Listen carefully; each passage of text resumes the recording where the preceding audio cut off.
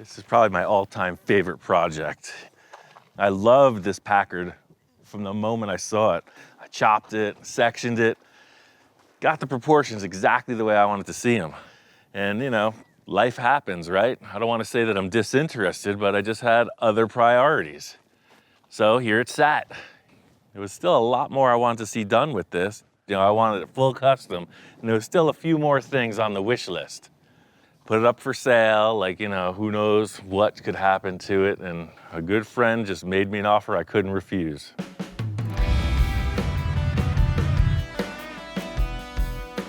Here we go again. Ian, how you doing, man? I'm doing good. You got a little junk in your trunk. What is this about? I figure I know you already have your vision, Right. but hey, maybe I'd give you some more tools to help you enhance your vision. Oh, those are tools, I see. This thing's incredible. When I heard it was up for sale, I said, there's no way I'm gonna let this thing leave our family. Number one, I want you to finish it so you can get your vision and your car completed. I want people to say, this is the car Ian built, the ultimate Merc eater. You already got 80% of the hard stuff done on this. So we need to finish it together and keep it in our family. It does need to come full circle, and that's what I was looking for, you know, somebody to put a little heat behind it and get it started back up. Because I'm that guy. Once I see what I need to, it's like, hey, hands off, I'm done. And I don't know how you do that. Every single car I've ever built, that's my problem.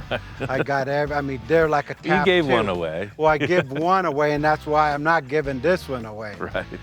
All in all, it's a win-win situation. I get to do all the fab work I always dreamed of. His whole thing is the finish and the detail. Then we both get to enjoy the car when it's done.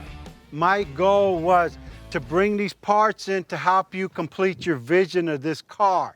Once you're all done, you know, I'll look at it and we might enhance a couple things, but with your approval and, you know, make sure it's what you would have done. Yeah, no, I've seen it before, you know, the old switcheroo. I want to see you do exactly what you need to do, as long as it's with these parts and they're put here in this place. You just want A, B, C, and D included in my vision. No.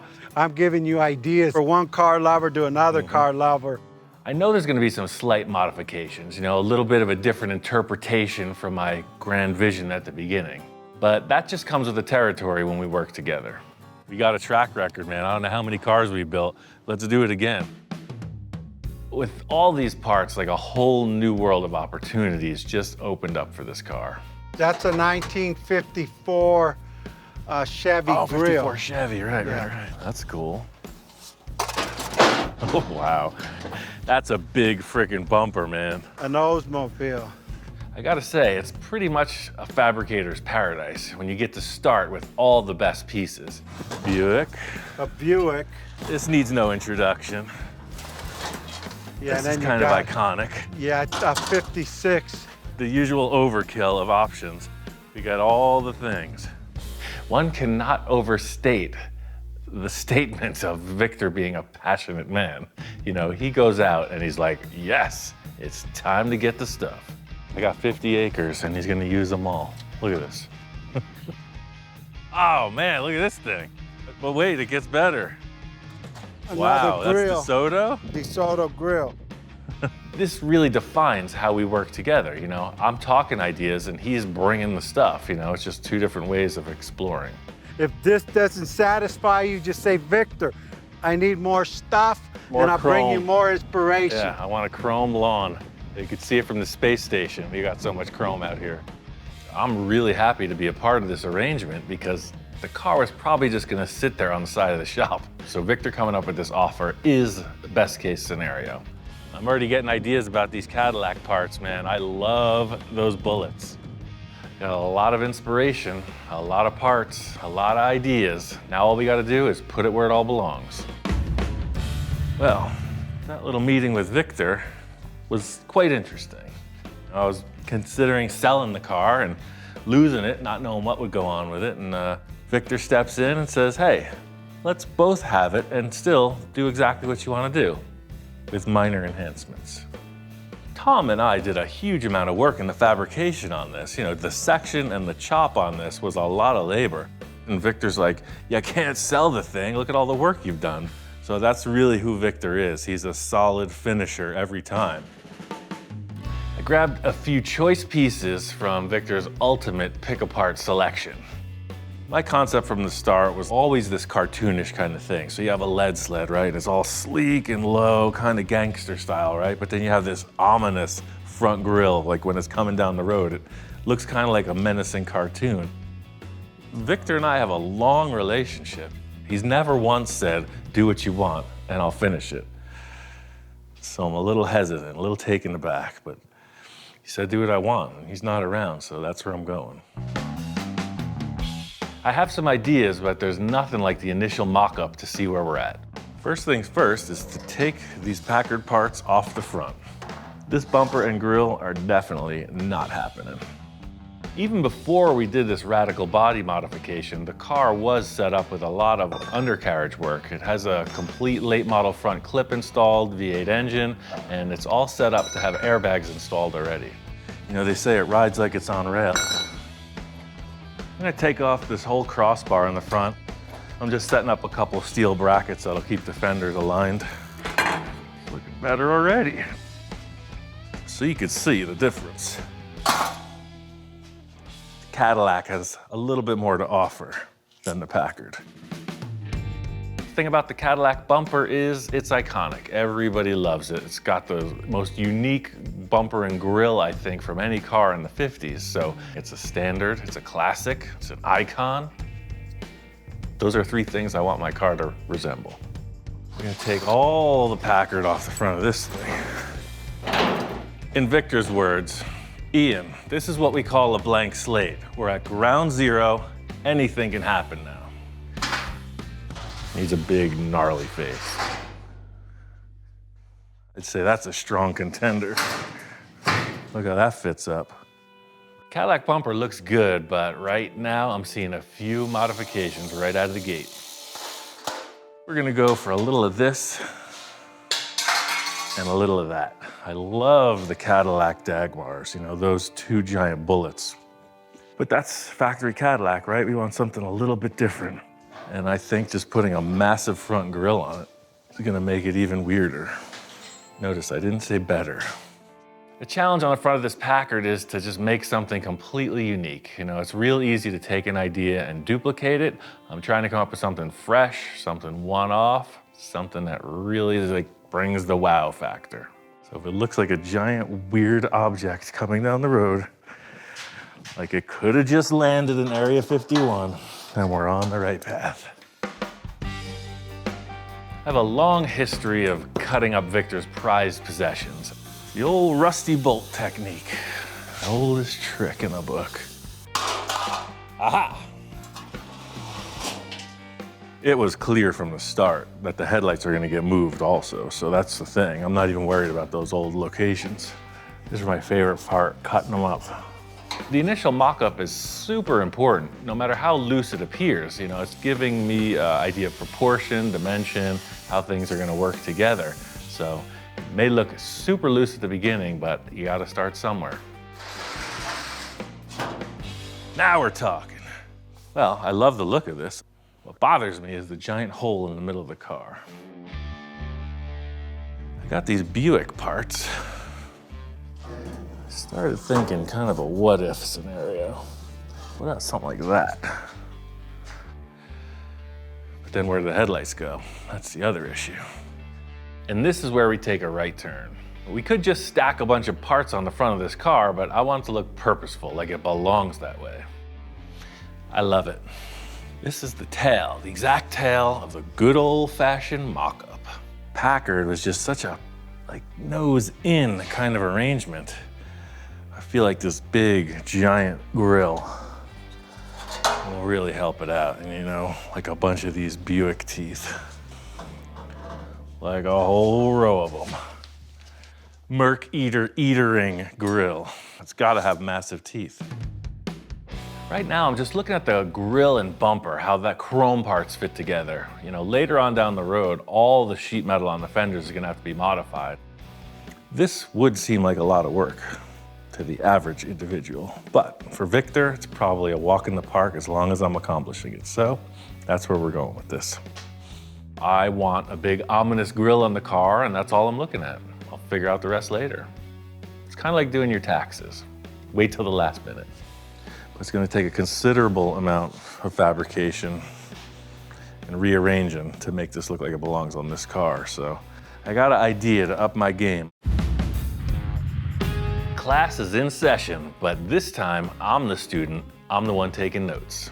Now I'm working on this front bumper arrangement, and I need to make some really three-dimensional sheet metal panels. And I got a hold of this English wheel because I want to take it to the next level. Well, we can do that. I first heard about Bill and his book because he's a fan of the show. So he writes me a message, dude, I love your show. I love what you're doing. I have the information you need to take your career to the next level. People have this mistaken impression that it takes 40 years and you had to have been born in London. You can learn English wheeling in 40 hours if you apply yourself. You know, that's what my high school teacher said. You could really be something if you'd only apply yourself. My end game here is to build cool stuff. Just to learn something for the sake of it, not so interested. But knowing the end results that are offered, count me in. We can get you up to speed today, and adding some coach building tips and tricks to your toolbox so that by tomorrow you'll feel comfortable making full-size panels. Heck yeah. It does not take 40 years to learn this. Thank goodness, because I'm almost out of time. I'm almost ready to retire. The term coach building is simply taking a piece of sheet metal and creating car bodies. I always like to start with a motorcycle fender. A motorcycle fender can have all the shapes of any car. Because the challenge is making these dome and dish shapes. That's right? exactly right. And there are only 4 things you can do with any piece of sheet metal. Like Bill said, there's only a few shapes you can make from sheet metal. The technique is how you get there. You know, this crown and reverse are the 2 things you're working with. A crown is pretty easy to understand. It's basically, if you hold it right, it will hold water. But the other shape that you have to make, especially if you're doing these 1940s kind of cars, you have to make a reverse. See that? Science. So, science. You've got a curve going that way, but you also have a curve going that way. And no matter how you hold this, it will not hold water. That is a reverse. That's cool. Nice. Bill's explanation was very clear, very tactile. You had a model to understand, and it tasted great. This is called the tucking tool, and this has been around since the medieval period. This is how they made armor. This is a roofing hammer that I bought in Belgium. What you're gonna do is crush these shrinks, and you'll see that whole panel start to curve over now. What do you notice already about this panel? I noticed you ruined a perfectly good piece of aluminum. Oh no. I thought you were the pro. They call these little deformities a bag of walnuts, You ain't okay? kidding. So we're gonna make this bag of walnuts even bigger. Let's get rid of the walnuts in the English wheel. I don't do well in groups, I don't do well in class, so this one-on-one lesson is ideal. Look how far we've brought this already in just a few minutes. An English wheel is a rotary hammer. Think of having, an infinite number of hammerheads. Pop, pop, pop, pop, pop, pop, pop. That's just so much faster than the handwork that we were doing originally. For sure. Him explaining this wheel as like a rotary hammer, it's a really interesting concept. It is basically banging on the surfaces that are presented to it. It's not a wheel of like a car that's just rolling over something. All right, Ian, one of the first things I want to show you is something called the apprentice panel. In England after World War I, 14-year-old apprentices would come into a factory. They first had to prove that they could take a flat piece of metal, make a perfect dome of that metal, and then get back to a perfectly flat piece of metal. Wow. And if you're gonna pass this class, you're gonna have to be able to do that, okay? So what's the first thing we need to draw on any panel? The first thing we need to draw is this equation. I've got 35 years of experience on those kids. Let's rock. Perfect. Ian, you got a feel for this. I want you to make this panel perfectly flat again. No cheating. It's nothing but a rotary hammer. Right. Pow, pow, pow, pow. I think that's really pretty darn good. Young man, you are no longer an apprentice. You have graduated into the shop. I gotta say, this is one of the proudest days of my life, to graduate from Apprentice English Wheeling 101. That English wheel lesson got my brain spinning. This concept of coach building, it's something I've always known about but never really experienced. Now knowing how I can just form the sheet metal to whatever I want it to look like without relying on an existing car part, that's a new challenge. Before I set out to build these panels on the front end, I need to do a little more finalizing on the mock-up. I love the Cadillac bumper. I love those Buick teeth, so try to figure out how to make them look like they belong on the car and then build to that. I know Victor's running white walls in the end with this car, just like all the rest, so threw on a temporary set of white walls, that gets the bumper right down to the ground. The bumper was like almost 4 inches wider than the car, so I just cut out the center of it, brought it in, and welded it back together. First thing first is these Buick teeth. This will be the center one, and I want that to just hide that. My process always starts really loose, just stacking a bunch of ideas and seeing what looks best. But now it's to the point where like fantasy meets reality. I take the old Buick bumper and segment that and just bolt these all in place. Even though this Buick bumper is in pretty rough shape, it does offer these perfectly spaced holes where the teeth bolt on. So that's a good starting point to get them at least positioned. So now it looks like a bumper again. All about the mock-up. You would think that these would be all the same, but they're all unique. There's a left and a right side of these things. What I'm trying to look for between the Cadillac and the Buick parts is like a flow. It's like I feel those teeth either have to go like up. They have to go up. I was thinking I would see this chrome, but I'm gonna delete it. The whole key for me, it's just like making music. When it sounds right, it's right. Good news is the front of the car is getting lighter and lighter with every modification. There's no instruction manual, there's no rules, just what feels right. I like that. You know, that's a mouthful right there. The only thing I would add to that is maybe this upper grill bar somehow. The mock-up's really coming to life, but to have these parts technically fit with the car is a little bit more involved. Not 100% on this upper grill bar, but what I love about it is how it comes down, down. It's that classic waterfall effect where it's just stepping down. The upper lip, maybe, maybe not, but once I place the headlights, that'll determine. I like these, early, mid-50s Oldsmobile. These are the original Packard headlights. The whole front of this Packard is looking completely different than it was when it's stock, so there's nowhere to attach these headlights, so I'm just creating a simple crossbar to hang the bezels and figure out what looks appropriate.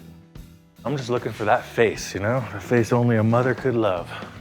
As long as that's cool, I can build anything behind it. I want the car to be custom, right? So it's easy to just hang a picture on the wall. I don't want that. I want it to look a little more aggressive, a little Frankenstein-y, a little bit overbearing. It looks a little like Victor to me. It's got the mustache. It's got the cool vibes. It's not his car quite yet. I'm not concerned in the least about anything. So this hood, it's a no-brainer. Cut it right through. This should illustrate it quite clearly. There's your problem right there. It just doesn't line up. It's a complete mismatch. The Packard grille design and the Buick grille design are totally different shapes, so the front of the hood's definitely gonna be modified. Victor said, do whatever I want, so hey, I've created a grille in the fashion of the man himself. Now all it's left to do is just build a car that supports that look. I got this whole nose, all the car parts mocked up. I go to the mailbox, I got a surprise package from Bill. He says this is everything I'm gonna need for my adventure.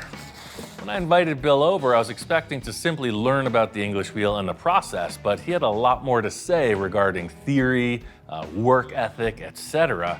He says, hold on, I'm gonna send you a couple things that's really gonna send you on your way. A baseball bat hammer.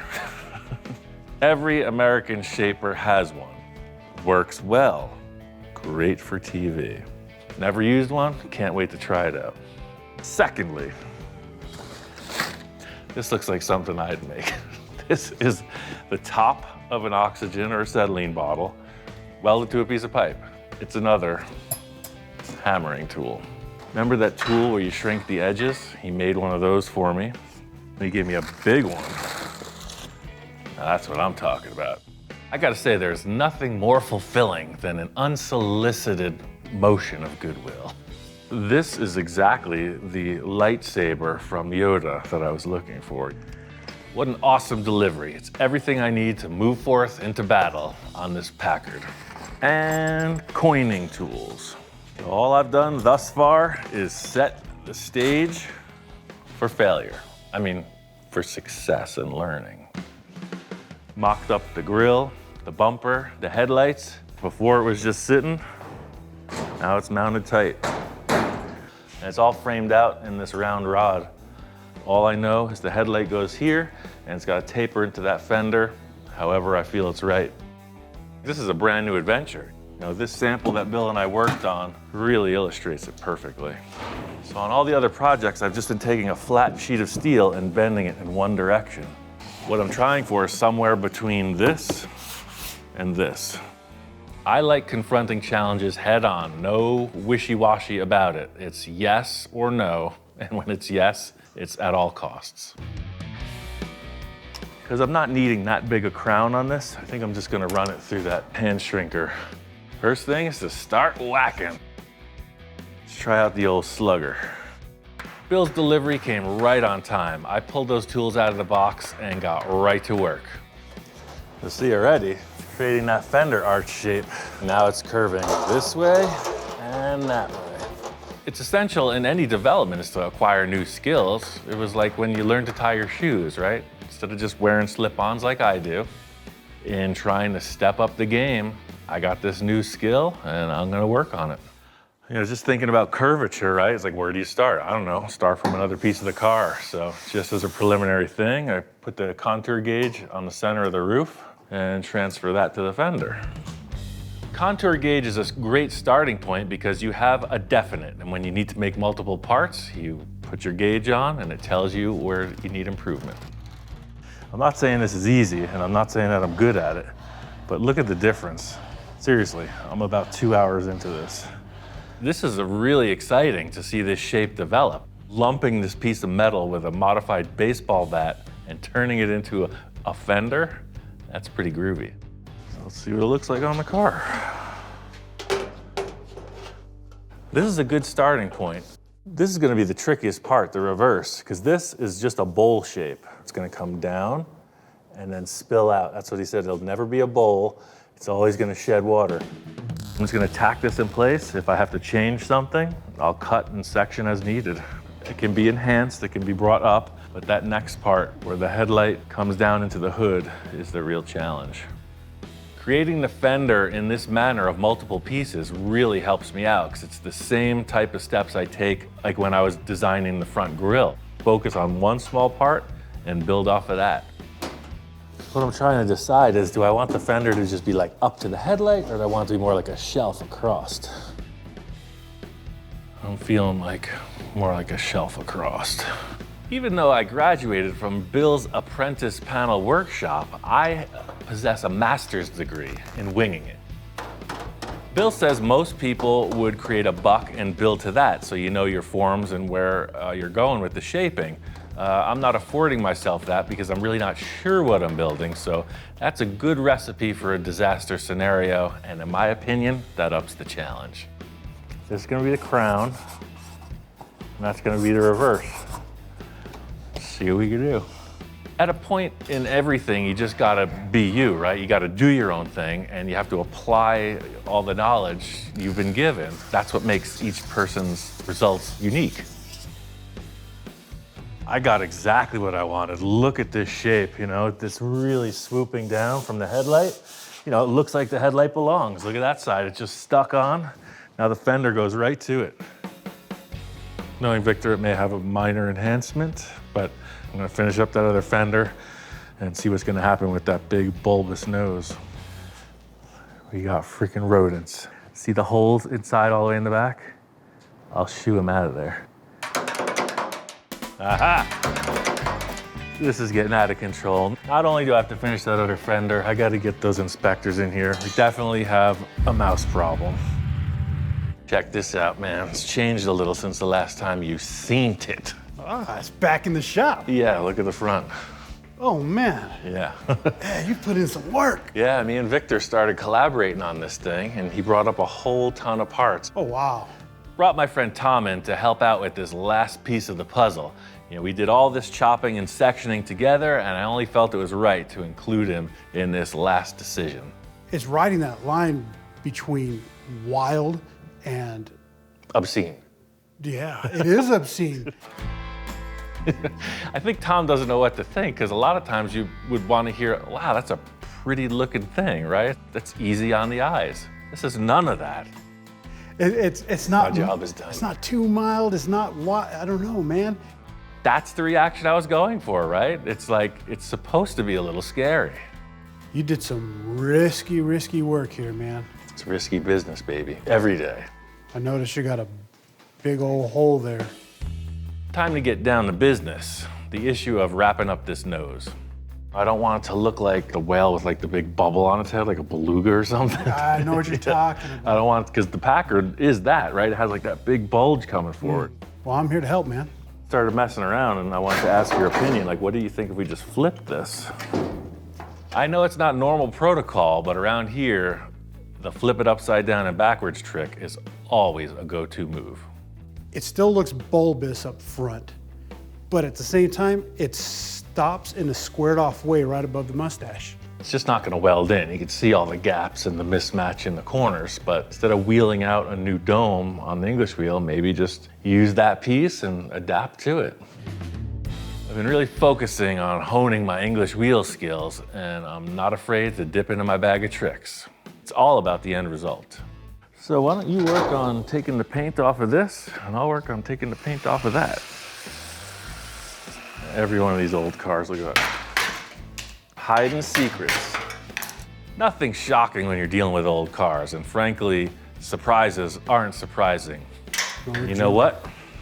You're gonna get your first English wheel lesson. All right. See that thing there? Yeah, Put it in that thing over here. nothing over here. And just like that, the student becomes the teacher. You know what your second lesson is? What's that? Don't put your fingers in that machine under any circumstances. Now, last time you were in the shop, you hurt your finger. We don't need a repeat of that. Ow!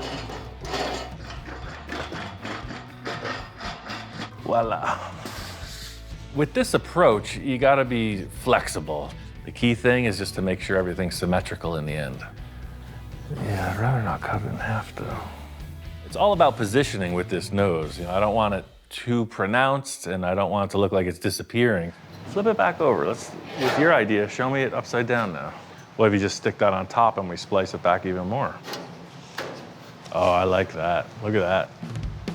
You know, it's gotta have the character you're looking for. If it doesn't have the character, it's not the car. Once you see it, you know it, and quickly move on. Take action and get what you're looking for. Whoa, now you're getting somewhere. Now with this machine, I can actually fuse steel together. You're gonna trip out. Last part of this equation is to see how the hood merges into the fenders.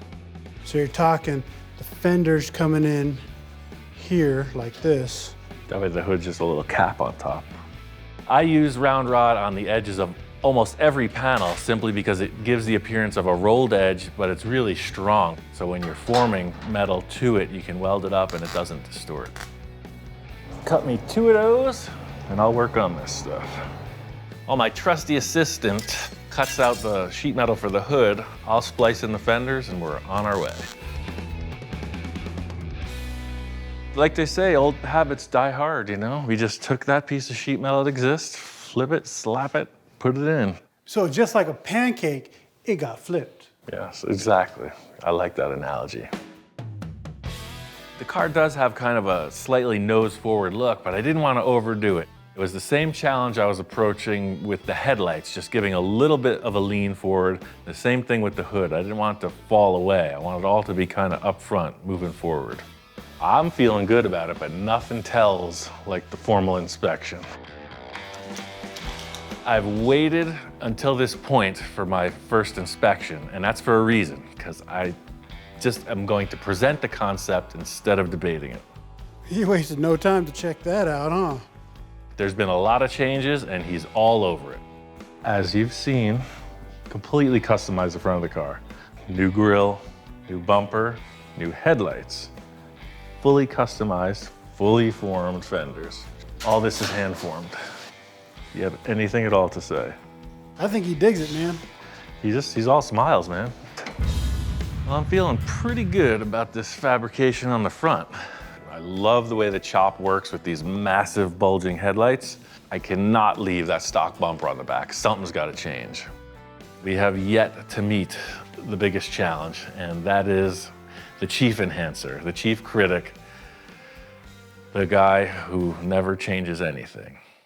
Hey. Hey, how's it going? Victor coming through the door every time, it just feels like there's a drum roll. It's like, going all right. Looks the same to me. What have you been doing? When the cymbal crashes, you don't know what the response is going to be.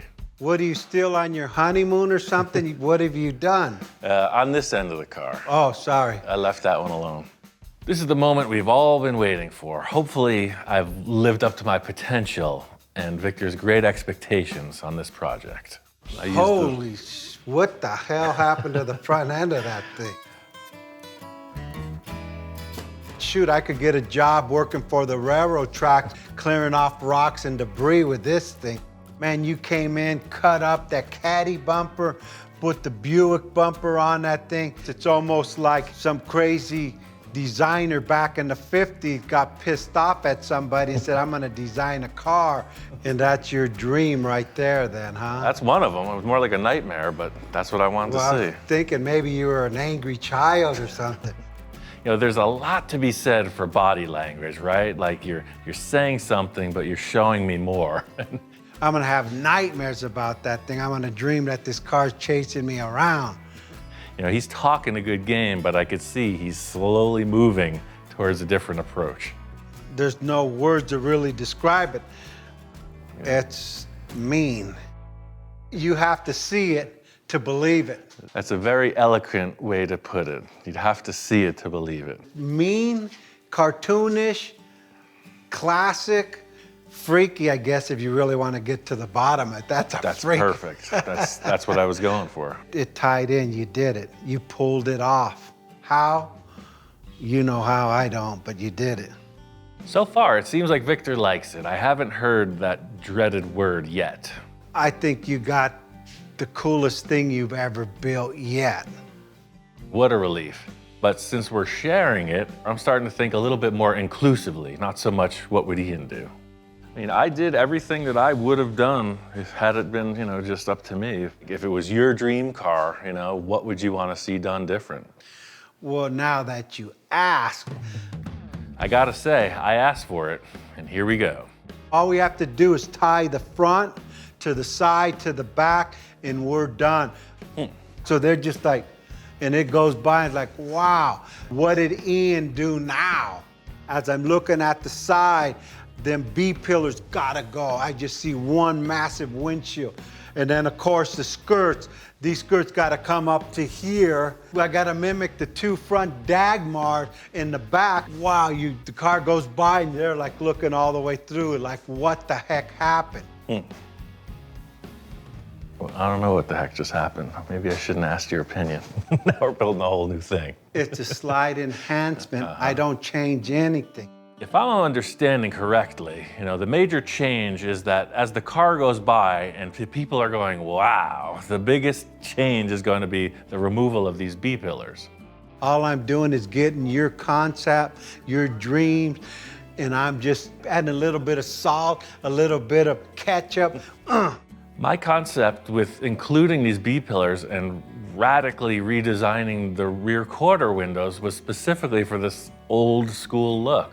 The easiest thing to do would have been when we chopped it to just leave it open. It may not look like it, but this window is totally stretched. You know, like I say, like a 36 Ford, where when they chop them too much and this becomes miniature? Yeah. That's what was about to happen here. And instead, I did all this work to make this window really big. The more we talk about the custom look of the B-pillar, I think Victor might be coming around. I don't have a problem modifying it either way, but to me, it just looks more old-fashioned.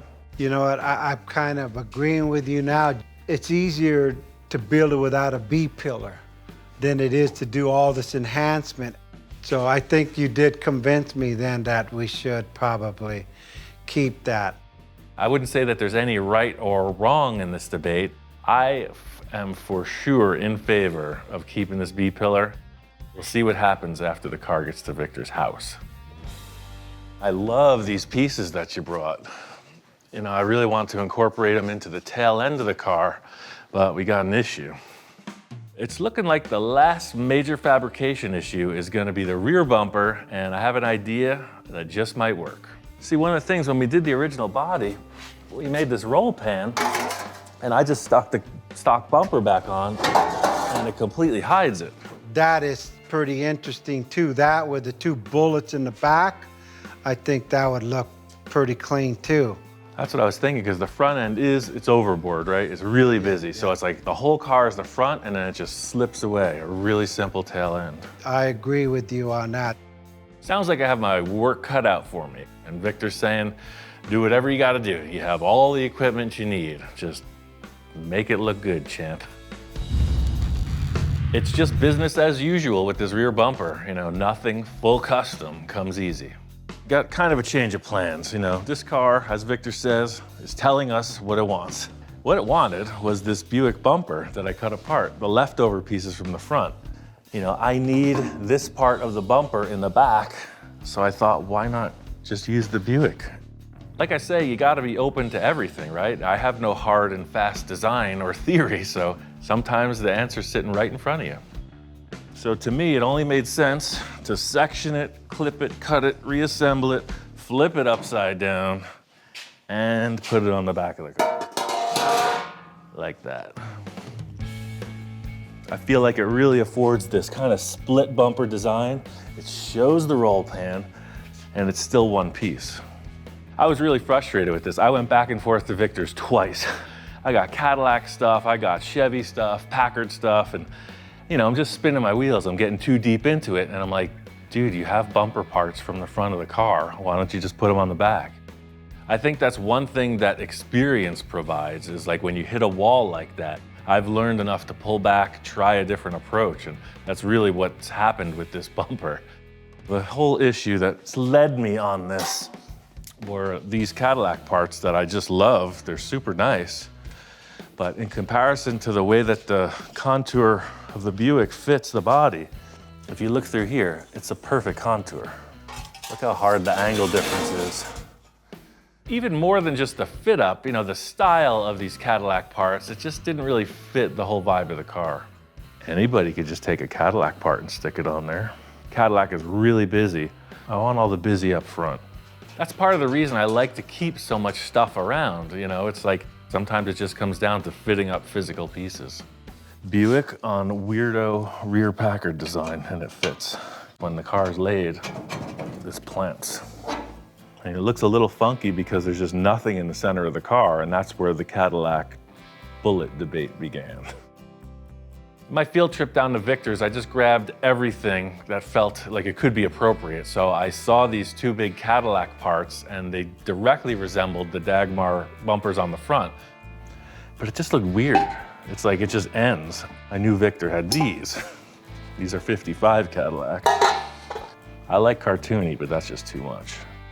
I don't give up easy, you know, you gotta keep pushing until it's right. So on my third trip to Victor's, I just brought everything. I took everything off the wall. These are like DeSoto parts, there's some Kaiser parts, we got all these different little chromies. I left no part untouched in my quest for the right fit on this rear bumper. As I'm going through his place, I see this other grill bar. Well, the concept with this guy was to fuse these little bullets into it, and then I got to thinking, what if he just used the whole thing? It's like it fits. You got your bullet. There's a nice upper bar. Sometimes it's just as easy as that. It's like choosing the right part. I really feel like this is gonna seal the deal. Let me grind these welds a little bit, tack it on, and take a look. This car is evolving. It is a collaboration. I'm just trying to get a few points settled, get it to Victor's, and let the quest continue. Mission gets twisted as usual, but I'm feeling it. Fits the contour of that body. It's got the bullets. It makes the car feel lower to the ground. I love how the edge of the bumper will turn down where it meets the skirt. I think there could possibly be room for development, but right now this bumper fits the bill. When you put something in place and it fits, it fits. This line, follow it. It goes right down. I'm ready to deliver this to Victor. I think the statement is made. This is full custom. Everything's changed. I'm interested to see what his minor enhancements are.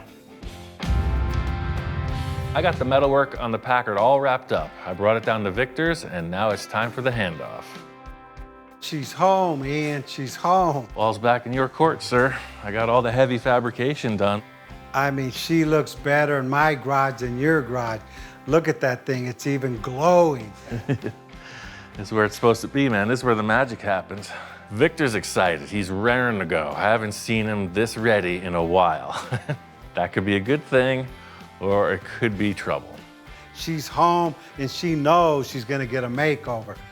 Okay. I showed Victor the rear bumper and got him up to speed. The theme is the same, so bullets in the front, as you're coming out, bullets in the back. Well, in keeping with our context, we still don't have taillights, so that'll be a challenge. We can figure that out after you paint it. The canvas is here. I mean, that'll make a grown man cry. That's the thing, you don't want to see this coming down a dark alleyway at night, man. You get nightmares about it. I mean, you definitely took it to the limit. Yeah. Be a little tough coming up to a parking block. I can't even see the front of the car. I have no idea where this thing ends. I don't know what it is about this garage. I mean, I'm starting to see things. I mean, visions of incredible enhancements that we could do. There he goes with the E word again. I know, it's just a few subtle enhancements, right? The way I see it now, she's happy. I could come out now in the middle of the night and just look at it. She might want to get changed a little. We've gotten into trouble before on other projects with Victor's midnight envisioning process. I just want the project to go all the way, all the way where, I don't know, but that's where we're headed. I got ideas too. Just because I'm bringing it down here doesn't mean I'm checking out. There's a few things that I want to see happen with the car also. Seeing this car has me thinking, about another project that I really want to get my hands on, while Victor has his hands on this project. 2 at a time, double trouble, high stakes. It's exactly the way I like to roll. I'm gonna be up this next week, I know it already, just dreaming of this damn car, but hey, that's what I do. I love this. Sky's the limit to where this project could go. When Victor gets involved, it's going big. Hold on to your hats.